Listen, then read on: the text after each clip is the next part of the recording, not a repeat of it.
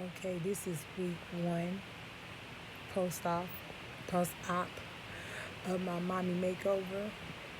My name is Shauna. I'm gonna make this video as short as possible because I really don't feel like talking. But I had gastric bypass 3 years ago. Lost 128 pounds. Came from 324 down to 180. So now I'm here. Decided to get a mommy makeover because I had so much extra skin. So I went to Miami with a abdominoplastic, and Dr. Meridian did my surgery. Now, as far as the clinic that I went to, abdominoplastic, awesome. When I say the most caring staff, the most alert, caring, understanding, compassionate surgeon, Dr. Meridian, he really pulled out the red carpet for me. That's how I feel personally. I mean, I never, not one time, had a wait period. I went right in there. Everybody was friendly. Everybody was, nice. Went in there. So anyway, the day of my surgery, kind of got up, normal. I'm going to post some pictures and videos of the day of my surgery. Woke up really nervous, though. Woke up really, really, really, really, really nervous. It hit me the day of my surgery. Anyway, went in there. Surgery was at 4:45 a.m. Went in there and stayed in there about an hour before the doctor came in, and he talked to me and everything. Anesthesiologist came in. What blew me away, the doctor came in, spoke with me, drew all over my body to, get my measurements and everything, and tell me how small my breast was going to be, tell me how small my waist was going to be. Anyway, so after the doctor left, anesthesiologist came right in. He was like, hey, ask me a few questions, and he was like, come on. I'm looking like, come on, what? Because it happened so fast. I mean, I knew I was going in for surgery, but I'm not used to walking into surgery. Usually at a hospital, you get wheeled in, got an IV in you. By the time you get there, you're asleep. Anyway, no. I walked into the room, saw the table, saw the staff all standing around me, everybody smiling as I'm walking in. They're like, hi, hi. And I'm like, is this happening? This is so unordinary. So anyway, I'm all like, hey.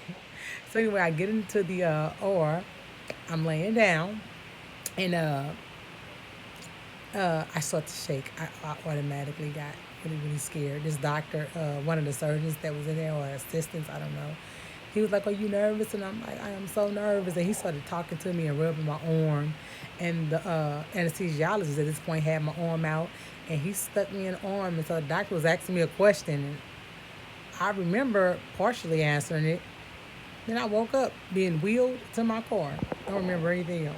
So I woke up being wheeled to the car, shaking my boots off. When I say shaking, uncontrollably shaking, my husband like, what's wrong with her? So I'm shaking and I'm in the car. So I get in the car. I mean, I wasn't feeling pain. I was just feeling a lot of burning. And I guess because I got a mommy makeover and from the muscle repair, you have a lot of tightness in that area. I had my breast done and my stomach done.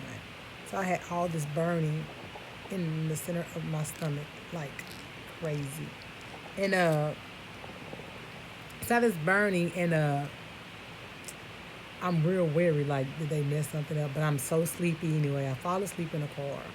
I wake back up a day later.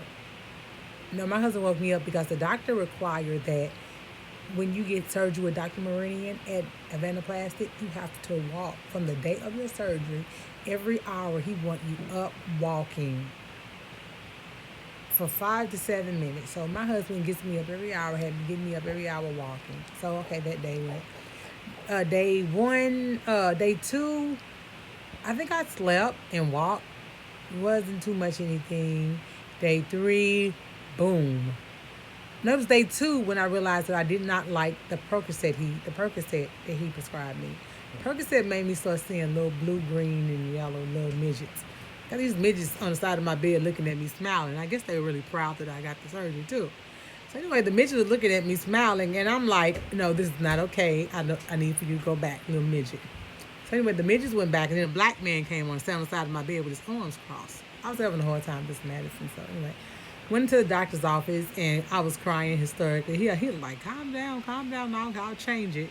So So he ended up giving me Tramadol, which was no better. Anyway, it helped with the pain at least. So I was taking Tramadol. Day 3, back flaming, back on fire, stomach on fire. Oh my God, breast burning. I'm like, I felt everything because I got rid of the Percocet.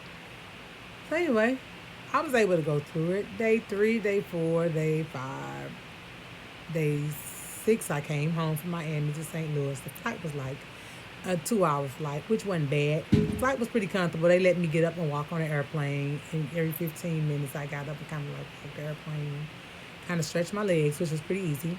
Now, got home. Of course, I have a chair. I had to get the chair because I could not sleep in my bed. That's a no-no. I mean, like, my husband put like 50,000 pillows on the bed, and it was like not working out for me. So I'm just in my little side chair with pack of pillows. And this is why I've been sleeping in for the last 2 days. Now it is day 7 today. Day 7, but yesterday, day 6 was horrible. I cried yesterday. I literally cried yesterday. I was in so much pain yesterday because I kind of like didn't take medicine. Because I thought I was feeling good at day 5. Day 6, didn't take medicine, cried like a baby. Took my medicine and went to sleep. Woke up today feeling okay. Woke up pretty good actually. Feeling pretty good today. Although it is, what time is it? I think it's like 6 o'clock here in St. Louis. I have a lot of burning here. I have a lot of burning here in the center of my stomach. I think that hasn't went away since. I feel that muscle repair. And then I had a pocket of fluid in the top of my stomach, but I had that. We realized it was a pocket of fluid on day 2. Doctor said it was too early to call it a seroma, so he said that it was just a little fluid pocket and it would pretty much reabsorb back into the body. I do have my drain still, and it looks like this one ain't going nowhere soon. But this one, I'll probably be able to take out tomorrow because it's not. The doctor said anytime that it's draining less than 24 milliliters a day, you can remove it. So I can remove the right one, but the left one may be there for a couple more days.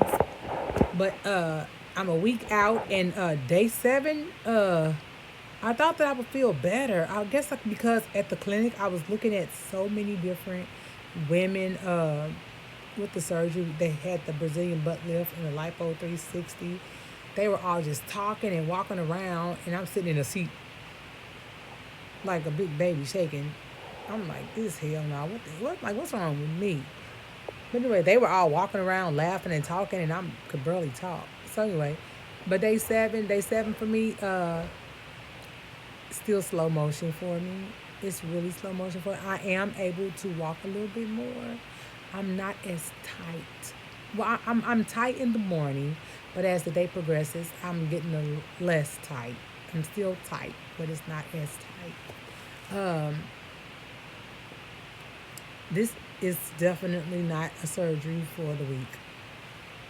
Don't think by any chance that this is a breeze in the park, because it is not. When